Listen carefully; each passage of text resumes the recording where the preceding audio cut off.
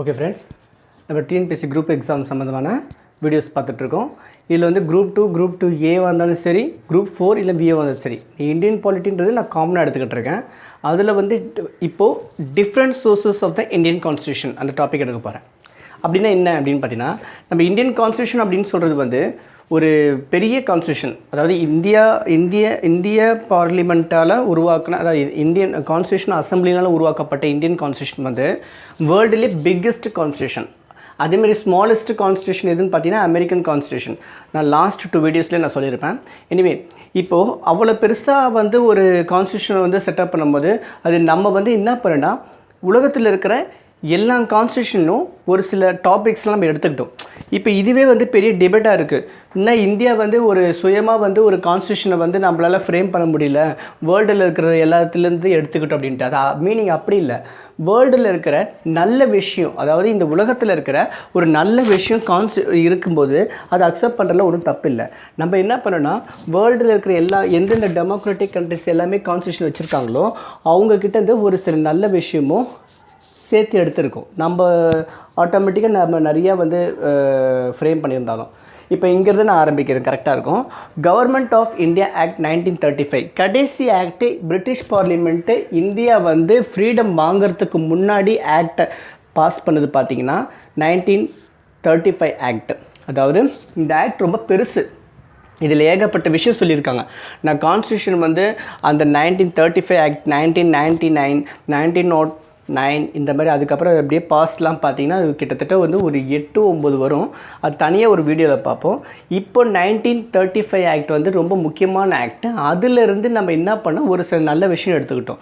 அதனால தான் வந்து நம்ம இந்தியன் கான்ஸ்டியூஷன் வந்து எப்படி சொல்லுவாங்கன்னா, blue print of Indian constitution எப்படி சொல்கிறாங்க பார்த்தீங்கன்னா, கவர்மெண்ட் ஆஃப் இந்தியா ஆக்ட் 1935. நல்லா பார்த்தீங்க, blue print of Indian constitution வந்து ஆப்ஷனில் வந்து கான்ஸ்டியூஷன் ஆஃப் பிரிட்டன் வைப்போம். அப்போ பிரிட்டனோட செட்டப் தான் நம்ம இருக்கோம் அப்படின்னு சொல்லிட்டு அதை கிளிக் அடிக்கக்கூடாது. நமக்குன்னு ஒரு செட்டப் கொடுத்தாங்க. அது கவர்மெண்ட் ஆஃப் இந்தியா ஆக்ட் 1935 தான். அதனால இந்தியன் கான்ஸ்டியூஷனில் ப்ளூ பிரிண்ட் எதுன்னு கேட்டிங்கன்னா கவர்மெண்ட் ஆஃப் இந்தியா ஆக்ட் 1935 தான், நாட் கான்ஸ்டியூஷன் ஆஃப் பிரிட்டன். ஓகேவா? அது வேறு, இது வேறு. ஓகேவா? அப்போ அந்த ஆக்ட் மூலயமா நமக்கு என்ன பண்ணாங்கன்னா ஃபெடரல் சிஸ்டம் கொடுத்தாங்க. அது என்ன ஃபெடரல் சிஸ்டம்னா கூட்டாட்சி தர்மம் தமிழில். அது கூட்டாட்சி தர்மம்ன்றது வந்து இப்போ இருக்குது பார்த்திங்களா, தமிழ்நாடு, கேரளா, ஆந்திரான்னு இருக்குது. அப்புறம் சென்ட்ரல் கவர்மெண்ட்டுன்னு ஒன்று இருக்குது. இப்போ எல்லாமே வந்து நம்ம எல்லா ஸ்டேட்டும் அவங்கவுங்க தனித்தனியாக வந்து அவங்க ஸ்டேட்டை வந்து பார்த்துக்கிறாங்க. எல்லாருமே செட்டப்பாக சேர்ந்து யூனியனில் இருக்காங்க. அந்த மாதிரி இது ஒரு கூட்டாட்சி தர்மமாக இருக்குது அப்படின்றாங்க. அதாவது யூனியன் தான் எல்லாத்துக்குமே. இதுக்கு ஆப்போசிட் பண்ணால் யூனிட்டரி சிஸ்டம் சொல்லுவாங்க. அதாவது யூனியன் தான் பவர்ஃபுல் அப்படின்வாங்க. ஆனால் நம்ம இந்தியாவை பொறுத்தவரைக்கும் யூனியன் பவர்ஃபுல் இல்லை. நம்ம எல்லா கூட்டாட்சி தர்மத்தில் இருக்கோம். இப்போ உதாரணத்துக்கு வந்து எப்படி சொல்லலாம், ஸ்ரீலங்கா பார்த்திங்கன்னா யூனிட்டரி கவர்மெண்ட்டு. அங்கே வந்து எங்கள் யூனியன் கவர்மெண்ட்டு ரொம்ப பவர்ஃபுல்லாக வரும் கம்பேர் டு ப்ரொவின்ஷியல். ஓகேவா? அடுத்த டாபிக் வந்து ஆஃபீஸ் ஆஃப் கவர்னர். இப்போ ஒரு ஸ்டேட்டுக்கும் ஒரு கவர்னர் அவசியம் அப்படின்னு சொல்லிட்டு அந்த டாபிக் எங்கேருந்து எடுத்துன்னு பார்த்தீங்கன்னா கவர்மெண்ட் ஆஃப் இந்தியா ஆக்ட் 1935 தான். எமர்ஜென்சி பவரில் என்னென்ன செய்யணும், எமர்ஜென்சி பவரில் வந்து எப்படிலாம் வந்து ஃபங்க்ஷன் ஆகும் கவர்மெண்ட் அப்படின்ற பொசிஷன் எடுத்ததும் கவர்மெண்ட் ஆஃப் இந்தியா ஆக்ட் 1935 தான். அப்புறம் எக்ஸட்ரான்னு போட்டிருக்கேன். அது ஒரு சில விஷயம் இருக்குது. மோஸ்ட்லி நமக்கு இம்பார்ட்டன்ட் எல்லாமே நான் கொடுத்துட்டேன். இந்த எக்ஸட்ராக்கு பின்னாடி சொன்னால் நிறையா சொல்லிகிட்டே போகலாம். ஸோ நமக்கு இம்பார்ட்டண்டான 3 எடுத்திருக்கோம். Federal system, office of governor, emergency power. இது 3மே எங்கேருந்து எடுத்தோன்னு பார்த்தீங்கன்னா கவர்மெண்ட் ஆஃப் இந்தியா ஆக்ட் 1935. அடுத்தது செகண்டு கான்ஸ்டியூஷன் ஆஃப் பிரிட்டன் கான்ஸ்டியூஷன்லேருந்து நமக்கு தேவையான ஒரு சில விஷயம்லாம் நம்ம கான்ஸ்டியூஷன் ஃப்ரேம் பண்ணும்போது எடுத்திருக்கோம். அது என்ன பார்த்தீங்கன்னா லா மேக்கிங் ப்ரொசீஜர். அதாவது இப்போ இருக்குது பார்த்தீங்கன்னா லோக்சபா, ராஜ்யசபா. இப்போ இந்த லோக்சபாவில் பார்த்தீங்கன்னா 3 ரீடிங் இருக்குது. அதுக்கப்புறம் இங்கே ஒரு 3 ரீடிங் இருக்குது. அப்புறம் பிரசிடென்ட் பேர் சைன் பண்ணணும். இந்த லா ஆஃப் ப்ரொசீஜர் வந்து எங்கேருந்து எடுத்தோன்னு பார்த்தீங்கன்னா பிரிட்டன்லேருந்து எடுத்தோம். அடுத்து ரூல் ஆஃப் லா. சட்டம் தான் வந்து நமக்கு எல்லாமே எல்லாருக்கும் எல்லாம் சமன்ற மாதிரி. அது முன்னாடி வந்து நமக்கு சட்டம், அது முன்னாடி எல்லோரும் நம்ம சமம் அப்படின்ற மைண்ட் செட்டை. ரூல் இங்கே வந்து ஆட்சி புரியுது. இங்கே வந்து ரூல் ஆஃப் லானா இங்கே இந்த டெமோக்ராட்டிக் கண்ட்ரியில் வந்து எது ஆட்சி புரியுதுன்னு பார்த்தீங்கன்னா சட்டம் தான் அப்படின்ற மைண்ட் செட்டில் அந்த செட்டப் எடுத்ததும் கான்ஸ்டியூஷன் ஆஃப் பிரிட்டன்லேருந்து தான். Single citizenship. ஆமாம், இப்போ வந்து தமிழ்நாடுக்கு தனியாகவோ இல்லை வந்து யூனியன் கவர்மெண்ட்டுக்கு தனியாகவோ, அதாவது டெல்லி கவர்மெண்ட் தனியாகவும் இந்த மாதிரி தனித்தனியாக சிட்டிசன்ஷிப் இருக்குது. அப்படி இல்லை, இந்திய குடிமகன். நான் தமிழ்நாட்டில் இருந்தாலும் சரி, கேரளாவில் இருந்தாலும் சரி, என்னோடய இது வந்து இந்தியன் சிட்டிசன்ஷிப் தான். அப்போ சிங்கிள் சிட்டிசன். இது அமெரிக்காவில் பார்த்தீங்கன்னா டபுள் சிட்டிசன்ஷிப் இருக்கும். இப்போ உதாரணத்துக்கு வந்து ஏதோ ஒரு ஸ்டேட்டு ஃப்ளோரிடா எடுத்துங்க. ஃப்ளோரிடாவில் வந்து அவன் சிட்டிசன்ஷிப் தனியாக வச்சுருப்பான், அப்புறம் அமெரிக்கன் சிட்டிசன்ஷிப் தனியாக வச்சுருப்பான். ஆனால் இந்தியாவை பொறுத்தவரையும் நமக்கு சிங்கிள் சிட்டிசன்ஷிப் தான். Bicameral parliamentary system. ஆமாம், இப்போது மேலவை கீழவைன்னு இருக்குது, அதாவது லோக்சபா ராஜ்யசபான்னு இருக்குது. இந்த செட்டப்பை எடுத்ததும் பார்த்தீங்கன்னா நம்ம பிரிட்டன் கான்ஸ்டியூஷன் தான் எடுத்திருக்கோம். ஓகேவா, அதான் பை கேமரல், 2 அவைகள் அப்படின்னு சொல்லுவோம். ஓகேவா. ஆஃபீஸ் ஆஃப் சிஏஜி கணக்கு பார்க்குறவங்க, நம்ம செலவு பண்ணுறதுக்குலாம் ஒரு கணக்கு பார்ப்பாங்களா, இந்த ஆஃபீஸ் எங்கேருந்து எடுத்தோம்னு பார்த்தீங்கன்னா கான்ஸ்டியூஷன் ஆஃப் பிரிட்டன்லேருந்து எடுத்திருக்கோம். ஓகேவா. இது ஷார்ட் ஃபார்ம்லாம் இல்லை, நீங்கள் தான் படிச்சுக்கணும் எப்படி பார்த்து. பட் வந்து ஹிஸ்ட்ரி உங்களுக்கு தெரிஞ்சிச்சுன்னா இது மக படிக்க தேவையில்ல. லாஸ்ட்டாக ஒரு 50 இயர்ஸ், அதாவது 1990க்கு அப்புறம் 1945 இதுக்குள்ளே இருக்கிற ஹிஸ்ட்ரியை தெரிஞ்சாவே, ஆழமாக தெரிஞ்சாவே இதை மக படிக்காமல் ஈஸியாக நீங்கள் போட்டுடலாம். ஓகேவா. இல்லை நிறைய விஷயம் அதில் டிஸ்கஸ் ஆகும் உங்களுக்கு. ஓகே. ஸோ தேர்ட் ஒன் பார்த்தீங்கன்னா constitution of USA. Constitution of USA பார்த்தீங்கன்னா அங்கேருந்து என்ன எடுத்துருக்கோம் பார்த்தீங்கன்னா இண்டிபெண்டன்ஸ் ஆஃப் ஜுடிஷரி. கண்டிப்பாக ரொம்ப இம்பார்ட்டன்ட். நம்ம ஜுடிஷரி வந்து யாரும் டிபெண்ட் பண்ணியிருக்கான்னு கேட்டால் இல்லை. நமக்கு 3 legs ஆஃப் இந்தியன் கவர்மெண்ட் சொல்லுவோம். அது என்னென்னு பார்த்தீங்கன்னா, ஒன்று வந்து எக்ஸிக்யூட்டிவ், ஒன்று லெஜிஸ்லேட்டிவ், இன்னொன்று வந்து ஜுடிஷரி. இது 3த்துக்குமே வந்து தனித்தனியாக பவர் இருக்குது. எக்ஸிக்யூட்டிவ் வந்து செயலாற்றுறது, ஒரு விஷயத்தை வந்து செயல்படுத்துறது. லெஜிஸ்லேட்டிவ் சட்டம் இயற்றுறது. ஜுடிஷியரி வந்து நீதி வழங்குறது. இது மூணுமே பார்த்தீங்கன்னா தனித்தனியாக அவங்கவுங்க பவருக்குள்ளே வந்து இருக்காங்க. அதுதான் 3 pillars ஆஃப் இந்தியன் பார்லிமெண்ட், அதெல்லாம் இந்தியன் கவர்மெண்ட் அப்படின்னு சொல்லுவாங்க. ஓகேவா. அடுத்ததாக வந்து ஜுடிஷியல் ரிவ்யூன்றது வந்து மேற்பார்வை. அதாவது ஒரு சுப்ரீம் கோர்ட் எடுத்துங்க. சுப்ரீம் கோர்ட் வந்து ஒரு ஜட்ஜ்மெண்ட் கொடுத்துச்சு. அதுக்கப்புறம் அந்த ஜட்ஜ்மெண்ட் வந்து வேறு ஒரு பெஞ்ச் வந்துடுச்சு. இல்லை இந்த மறு ஆய்வுன்னு சொல்லுவாங்க. இந்த ஜட்ஜ்மெண்ட்டை இன்னொரு வாட்டி, நீங்கள் சொன்ன ஜட்ஜ்மெண்ட்டை இன்னொரு வாட்டி கொஞ்சம் பாருங்கள் அப்படின்னு சொல்லுவாங்க. மறு ஆய்வுன்னு சொல்லுவாங்க. அதுக்கப்புறம் திருப்பி அதை பார்த்துட்டு சில சேஞ்சஸ் தான் கொண்டு வருவாங்க. இல்லை அப்படி இல்லைன்னா அதை அதே கண்டினியூ பண்ணுவாங்க. அதாவது நீதித்துறை தன்னைத்தானே வந்து மேம்படுத்திக்கிறதுக்காக தான் ஜுடிஷியல் ரிவ்யூ. ஓகேவா. ஃபண்டமெண்டல் ரைட்ஸ், அடிப்படை உரிமைகள். அதாவது இப்போ நான் எங்கே வேணால் போகலாம், எங்கே வேணால் வரலாம், என்ன தொழில் வேணால் செய்யலாம், எங்கே வேணால் வீட்டில் செட்டில் ஆகலாம், இந்த மாதிரிலாம் ஃபண்டமெண்டல் ரைட்ஸ் இருக்குல்ல. இது வந்து நம்ம யூஎஸ் கான்ஸ்டியூஷன் தான் எடுத்திருக்கோம். ஓகேவா. Removal of supreme court high court judge. இப்போ தனியாக நம்ம டாபிக் பார்ப்போம் சுப்ரீம் கோர்ட் ஹைகோர்ட்டை பற்றி. இருந்தாலும் இப்போ மேலோட்டமாக சொன்னால், நம்ம சுப்ரீம் கோர்ட்டாக இருந்தாலும் சரி, ஹைகோர்ட்டாக இருந்தாலும் சரி, இதுக்கு ஜட்ஜஸ் வந்து நம்ம எப்படி வந்து அவங்கள வந்து ரிமூவ் பண்ணும் பார்த்தீங்கன்னா இம்பீச்மெண்ட் சொல்லுவோம். இம்பீச்மெண்ட்றது ஒன்றும் இல்லை, இந்த லோக்சபாலும் சரி ராஜ்யசபாலும் சரி பாஸ் பண்ணி பிரசிடென்ட் சைன் போட்டாங்கன்னா அது வந்து இம்பீச்மெண்ட் சொல்லுவாங்க. இப்படி தான் வந்து நம்ம சுப்ரீம் கோர்ட்டோ ஹைகோர்ட் ஜட்ஜஸை ரிமூவ் பண்ணுறது. இந்த செட்டப் வந்து எங்கே எடுத்தோம்னு பார்த்தீங்கன்னா யூஎஸ்லேருந்து தான். ப்ரியாம்பிள் நான் ஏற்கனவே ஃபஸ்ட்டு செகண்ட் 2 வீடியோஸில் நான் சொல்லியிருப்பேன். ப்ரியாம்பிள்ன்றது அப்படி தான். அது எங்கேருந்து கொண்டு வந்தோன்னு பார்த்தீங்கன்னா யூஎஸ்லேருந்து தான் கொண்டு வந்திருக்கும். ஓகேவா. அடுத்ததாக பார்த்தீங்கன்னா functions of president and vice president. இப்போ பிரசிடென்ட்டோட பொறுப்பு என்ன, வைஸ் பிரசிடென்ட்டோட பொறுப்பு என்ன, இவங்களோட ஃபங்க்ஷன்ஸ் எங்கேருந்து எடுத்துன்னு பார்த்தீங்கன்னா யூஎஸ்லேருந்து தான் எடுத்திருக்கோம். ஓகேவா. ஏன்னா இந்தியாவை பொறுத்தவரையும் எதுக்கு பவர் இருக்குன்னா பிரைம் மினிஸ்டருக்கு தான் பவர் இருக்குது. பிரசிடென்ட்டோ வைஸ் பிரசிடென்ட் பவர் இல்லை. பட் அவங்களுக்குன்னு ஒரு இந்த கடமை இருக்குல்ல, அந்த கடமைலாம் பார்த்தீங்கன்னா US constitution எடுத்திருக்கும்.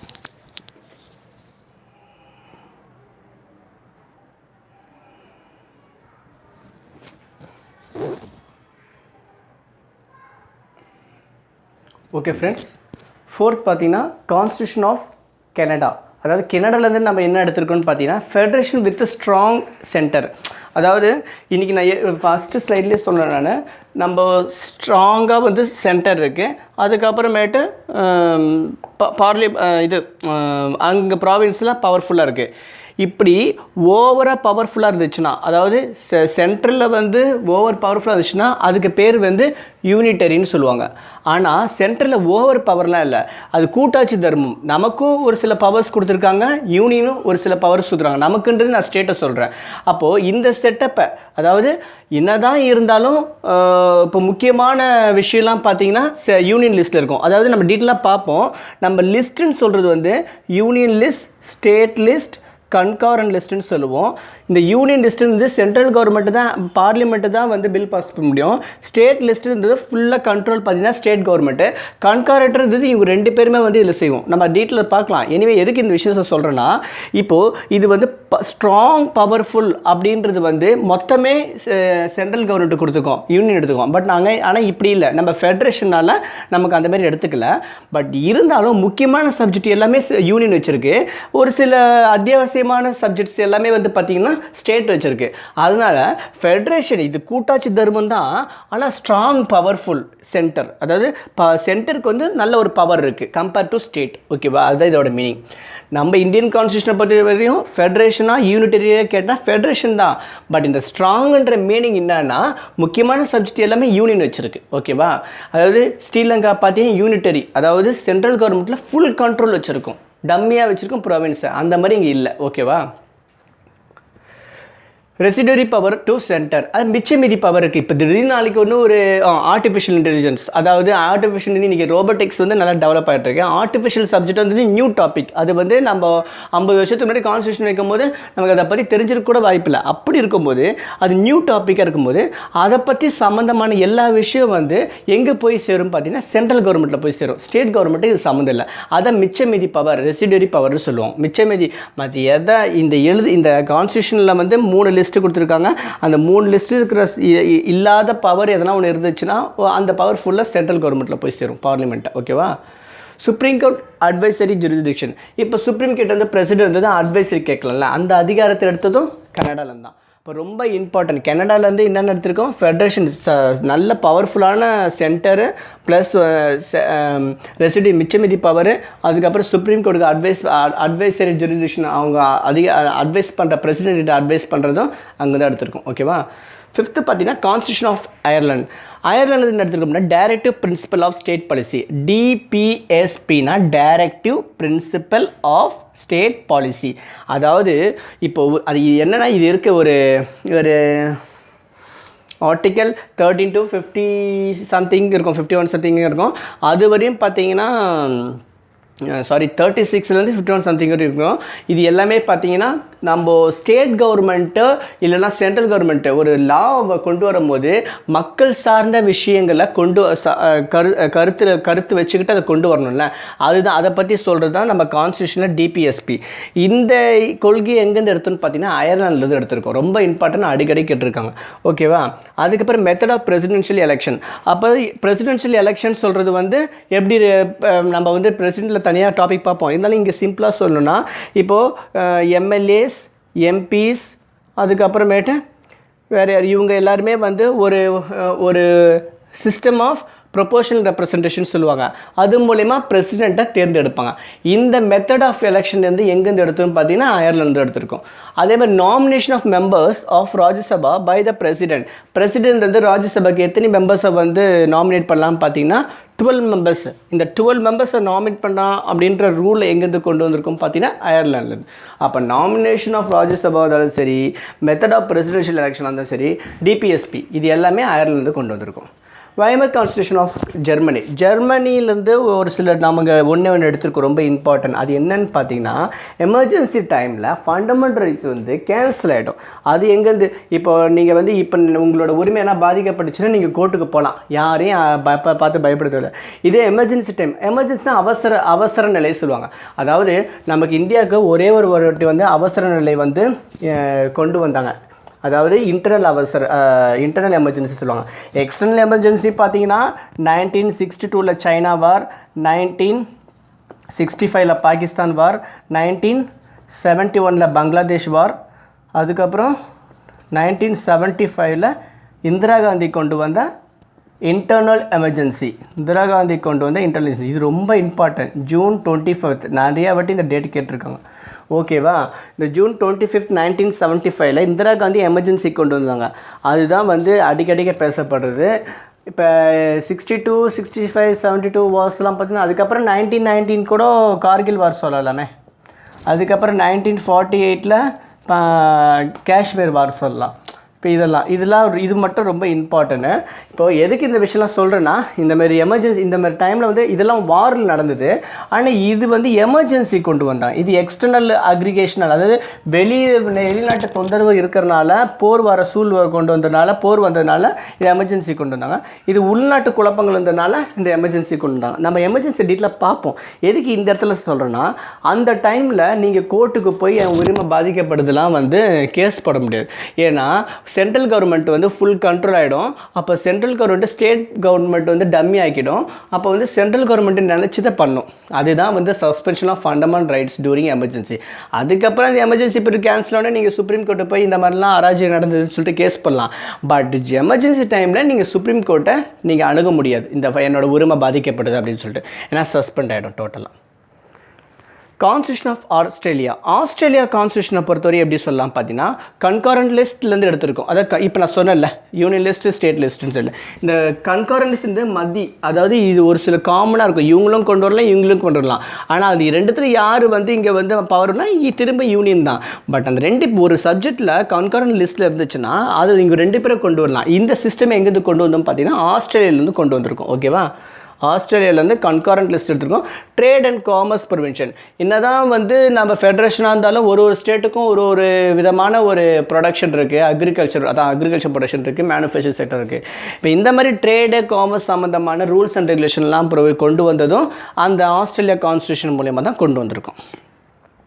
Constitution of south ஆஃப்ரிக்காவில் என்ன கொண்டு வந்திருக்கோம்னா, ரொம்ப இம்பார்ட்டன்ட் அமெண்ட்மெண்ட் ஆஃப் கான்ஸ்டியூஷன் சொல்லியிருக்காங்க. அது அமெண்ட்மெண்ட் ஆஃப் கான்ஸ்டியூஷன் அப்படின்றது வந்து பார்த்தீங்கன்னா, கான்ஸ்டியூஷனை அமெண்ட்மெண்ட் பண்ணுறது 2/3 மெஜாரிட்டி இருந்துச்சுன்னா கான்ஸ்டியூஷனை நம்ம அமெண்ட்மெண்ட் பண்ணிடலாம். இந்த ப்ரொசீஜரை கொண்டு வந்ததும் நம்ம சவுத் அமெரிக்காவிலேருந்து. அப்புறம் எலெக்ஷன் ஆஃப் ராஜ்யசபா மெம்பர்ஸ் எப்படி எலெக்ட் பண்ணுவோம்?